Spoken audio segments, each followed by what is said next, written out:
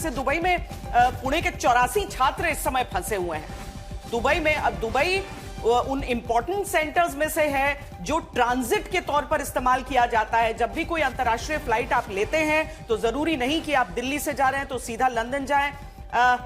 हमारे साथ नूरी कायनात हमारे साथ जुड़ गई हैं, खासतौर पे उनका रुख भी कर लेते हैं। दुबई से जुड़ी हुई है वो कि नूरी इस समय वहां पर अपडेट क्या है, क्योंकि देखिए दुबई के अंदर लगातार अपडेट मिल रहे थे कि उसको भी टारगेट किया गया है।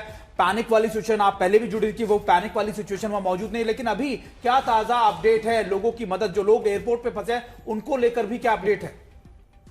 जी देखिए, मैं खलीज टाइम जो कि यहाँ का लोकल न्यूज़पेपर है, अगर मैं उसके अनुसार बात करूँ तो अभी अभी खबर ये भी आई है कि यूएई जो होटल इंडस्ट्री है उसकी तरफ से, यूएई जो गवर्नमेंट है उसकी तरफ से होटल इंडस्ट्री को ये निर्देश जारी किए गए हैं कि अगर कोई भी पैसेंजर जो है, अगर कोई भी ट्रैवलर उनके होटल में स्टे कर रहा है और उनके पास पैसों की कोई भी दिक्कत है, जो आगे स्टे कंटिन्यू नहीं कर सकते या होटल रेंट अफोर्ड नहीं कर सकते, तो यूएई जो है पूरा खर्चा उठाएगी, यूएई सरकार पूरा खर्चा उठाएगी और किसी भी यात्री को होटल से बाहर ना निकाला जाए, उन्हें चेकआउट करने के लिए ना कहा जाए। ये निर्देश जारी जरूर किए गए हैं। और इसके अलावा खबर ये भी आ रही है कि यूएई ने जो है वो ईरानियन एम्बेसडर को भी सम्मन जारी किया है। ये काफी पॉजिटिव स्टेप है। पर ये जो इंडियन छात्र वहां पर फंसे हुए हैं उसको लेकर कोई अपडेट है क्या नूरी आपके पास?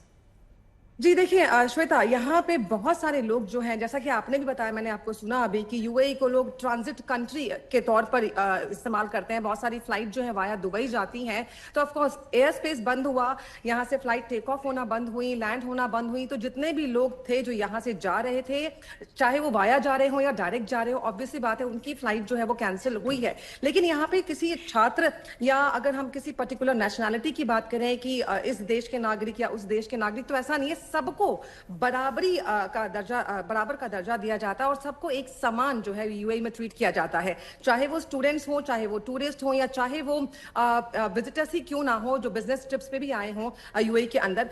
सबको, जो लोग खुद अफोर्ड कर सकते हैं होटल में स्टे करना, उन सबको बाकायदा सेफ्टी के साथ होटल ड्रॉप किया गया है। जो लोग नहीं कर सकते हैं, जो लोग बजट ट्रिप पे थे दुबई के अंदर, उनके लिए रहने की, खाने की सुविधाएं सारी जो है वो प्रोवाइड की गई हैं और उन्हें इंश्योर किया जा रहा है, सुनिश्चित किया जा रहा है कि जैसे ही एयरबेस खुलेंगे इन सब लोगों की घर वापसी होगी। तो इंतजामात जो हैं वो बराबर अच्छे तरीके से किए गए हैं यहाँ पे। नूरी शुक्रिया। फिलहाल नूरी कायनात हमारे साथ जुड़ी थी दुबई से, जो जानकारी दे रही थी। देखिए, बहुत इंपॉर्टेंट होता है कि इस तरह का कंट्री जो कि टूरिज्म का भी हब हो, वो इस तरह का एक पॉजिटिव स्टेप ले। लोग हेल्पलेस हो जाते हैं और उसमें अगर आप कहते हैं होटल अफोर्ड नहीं कर सकते हैं तो फोर्स नहीं कर सकता कोई। मुझे लगता है कि उनकी टूरिज्म आगे के दिनों के लिए प्रभावित नहीं होगी। दुबई एयरपोर्ट सबसे बड़ा एयरपोर्ट है, 1000 फ्लाइट रोज की होती है, तकरीबन 26,000 पैसेंजर रोज के निकलते हैं वहां से। दुनिया का एक मेजर हब है, कमर्शियल हब है, ट्रांजिट पॉइंट भी बहुत है। तो यहाँ पर जो इफेक्ट हुआ, इससे भारत ही नहीं, मेरे ख्याल से दुनिया के बहुत सारे देश इफेक्टेड हुए, बहुत सारे देश प्रभावित हुए हैं। पर ये हम आपको दिखा रहे थे। और 84 भारतीय छात्र हालांकि वहां पर फंसे हुए हैं। फ्रॉम इस्तांबुल कि Istanbul airport is also completely jammed. Sir, हर जगह की हालात बहुत बुरा हाल है and you know friends are stuck up there.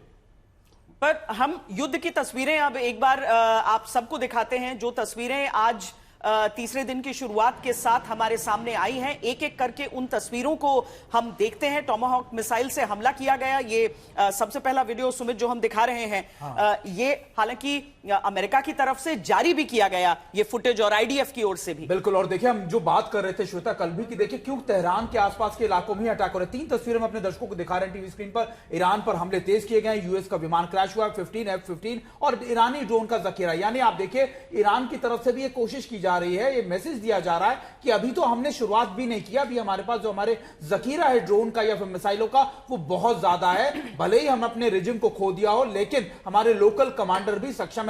और देखिए, लोकल कमांडर्स के साथ साथ हमने एक्टिवेशन ऑफ जो प्रॉक्सीज देखा है, वो भी बहुत इंपॉर्टेंट है। देखिए, इस बीच एक बड़ी खबर आ रही है कि ईरान पर बड़े हमले की तैयारी में पश्चिमी देश लगातार, यानी अमेरिका के साथ साथ अब दूसरे मुल्क भी अब अमेरिका का साथ दे सकते हैं। फ्रांस, जर्मनी, ब्रिटेन साझा एक्शन की तैयारी में है। यानी अब वो ताकत में इजाफा तो होगा ही होगा, लेकिन अमेरिका और इजराइल को वो सपोर्ट भी मिलेगा, जिससे वो ईरान को पर और ज्यादा विध्वंसक अटैक कर सकते हैं। यानी ये मानिए कि आने वाले वक्त में तो ये युद्ध थमता हुआ रुकता हुआ बिल्कुल नहीं दिख रहा श्वेता। अब अगर एक स्टेटमेंट आया था, इनका एक जॉइंट स्टेटमेंट आया था जहां पे उन्होंने कहा था कि हम अटैक करेंगे, मतलब मिसाइल से बचाने का नहीं, डिफेंसिव एक्शन नहीं, वहां पे हम जो मिसाइल साइट है वहां पर हमला करेंगे, तीनों देशों का, इंग्लैंड, फ्रांस। बड़ी चीज है कि एक युद्ध, महायुद्ध और विश्व युद्ध कैसे बनता है कि ईरान के साथ अगर अभी कोई देश, कुछ देश अगर आ जाए और दुनिया दो खेमों में हो जाए तो वो विश्व युद्ध हो जाता है।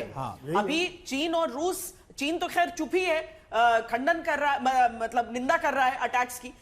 रूस की तरफ से भी यही हुआ है। अगर वो खुलकर आए कि नहीं हम नहीं होने देंगे, अगर हुआ तो हम अपनी तरफ से ये करेंगे, तो ये विश्व युद्ध की शक्ल ले सकता है। हालांकि उसकी गुंजाइश नहीं है। नहीं। लेकिन श्वेता देखिए, ये विश्व युद्ध ना सही, लेकिन पहले दिन भी अगर याद हो आपको, हम ये कह रहे हैं इसको विश्व को युद्ध में जरूर इन्वॉल्व कर दिया। युद्ध है, ये तो युद्ध तो रीजनल है, युद्ध बिल्कुल लोकलाइज्ड है, लेकिन दुनिया इसमें इन्वॉल्व है। अब confrontation, open war between two sides, वो प्रोबेबिलिटी नहीं है। अगर वो प्रोबेबिलिटी आई श्वेता, तो मेरी बात का विश्वास रखना, वो डिजास्टर्स होगी, बिकॉज वो प्योर न्यूक्लियर होगी।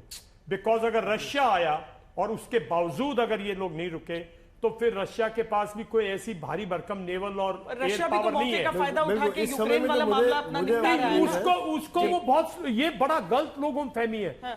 यूक्रेन को रशिया इतना डिस्ट्रॉय नहीं करना चाहता कि रीबिल्डिंग प्रॉब्लम हो जाए। नहीं, वो स्लोली बोल रहे हैं, जब सब डिस्ट्रैक्टेड रहेंगे वो स्लोली उसका बड़ा प्लान के हिसाब से काम है, स्लोली। बिल्कुल, जैसे कि अभी बता रहे थे कि पूरा मध्य पूर्व इन्वॉल्व है, पाकिस्तान अफगानिस्तान इन्वॉल्व है, इधर से रशिया यूक्रेन इन्वॉल्व है, तो एक तरह से छोटा मोटा विश्व चल ही रहा है कहीं विश्व युद्ध में, और इसमें फर्क क्या रह गया फिर? तो खाली ये है कि दो बड़ी शक्तियां इस समय में इन्वॉल्व नहीं है, जहां पर मेरे हिसाब से रशिया और चाइना ने इनको मटेरियल सपोर्ट काफी दे दिया है। यही कारण है कि इतने दिन तक अगर ये लड़ने में सक्षम रहे हैं और आगे लड़ते रहेंगे, तो इनको जो पहले हथियार और एमिशन और टेक्नोलॉजी दी है, जिससे ये लगातार बैलिस्टिक मिसाइल बनाते रहे, ड्रोन बनाते रहे।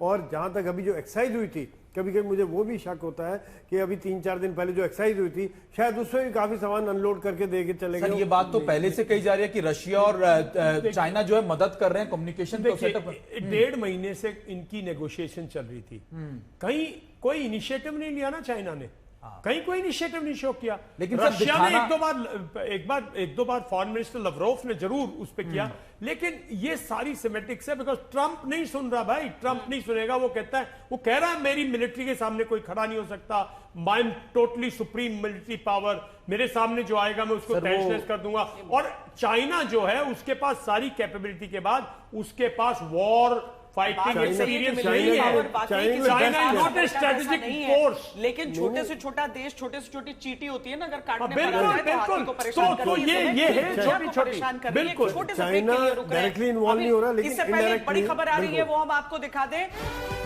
ईरान के परमाणु साइट पर हमला हो गया। ईरान के एम्बेसडर का बड़ा बयान है। आप समझिए, जोड़िए उन दोनों चीजों को। आईएईए की तरफ से जो कहा गया कि उन्हें आशंका है और वो ईरानी अथॉरिटीज को नहीं कांटेक्ट कर पा रहे हैं, बल्कि ईरान के परमाणु साइट पर हमला हो गया है। ये ईरान के एम्बेसडर का बहुत बड़ा बयान है।